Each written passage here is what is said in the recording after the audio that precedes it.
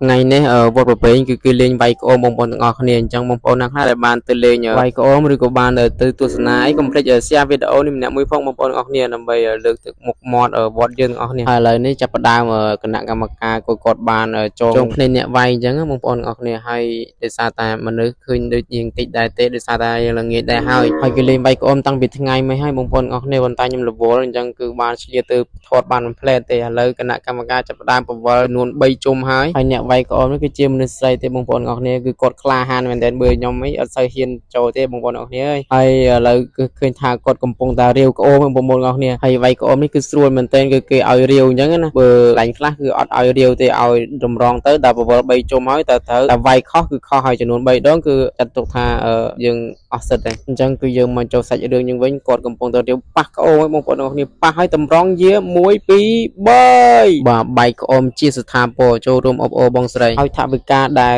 កប់នៅក្នុងក្អមនោះគឺចំនួន 10000 រៀលបងប្អូនទាំងអស់គ្នាអ្នកណាវាយត្រូវគឺបាន 10000 រៀលហើយនៅកន្លែងរោងដែលមានលោកជុំនៅក្រោមហ្នឹងគឺកន្លែងហ្នឹងចែកទឹក free បងប្អូនទាំងអស់គ្នាគឺចែកទឹកដោយសេរី24ម៉ោងសម្រាប់បងប្អូនដែលទៅលេងហើយសេកទឹកសេកអីគឺអាចទៅហូបអាចទៅពិសាបានអញ្ចឹងណាគឺហូបបានដោយមិនគិតលុយទេឥឡូវនេះគឺសមាជិកមិនមែនជាសមាជិកទេគឺបេក្ខនារីកំពុងតែតម្រង់ទៅហើយបាទឥឡូវខុសកន្លែងក្មេងៗរត់ព្រាតទេបាទឃើញគាត់ជំហានគាត់ខ្លាំងមែនទែនជំហានវែងហើយឃើញថាមានពូម្នាក់គឺគាត់បាន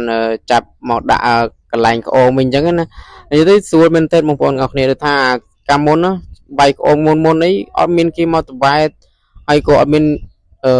ដើររាវក្អូមអញ្ចឹងដែរតែរាវខុសវាយខុសហើយគឺខុសហើយចំនួន3ដងគឺអស់សិតហើយបងប្អូនអរគ្នាតែខាងនេះមានអ្នកដើរពង្វល់ឲ្យតាមមានអ្នកអីចឹងណាហើយអធិស្ឋានផងបងប្អូនអរគ្នាដោយសារតែខ្ញុំអត់បានចាក់សំឡេងឲ្យបងប្អូនទាំងអស់គ្នាស្ដាប់ផ្ទាល់តែហ្មងទេព្រោះអីដោយសារតែគេចាក់បាសអញ្ចឹងគឺខ្ញុំអត់អាចចាក់ថតខុសទាំងអញ្ចឹងហ្មងបានទេព្រោះអីខ្លាចតែវាជប់ copyright អញ្ចឹងបងប្អូនអរគ្នាឥឡូវបញ្ចូលសលេងបណ្ដាកូនខ្ញុំបណ្ដាអញ្ចឹងដឹងមិនទេបងប្អូនអរគ្នាឥឡូវនេះបែកខានារីយើងវាយបានមកដំបងហើយប៉ុន្តែអត់ទាន់ជ្រុះលុយទេអញ្ចឹងតម្រូវវាយមួយទៀតបាទឥឡូវវាយបែកខ្ទេចតែម្ដងបាទហើយបងប្អូនចង់មើលមុខអ្នកវាយឯបាទមុខអ្នកវាយគឺស្អាតមែនតែនស្រស់ស្អាតមែនតែនបាទ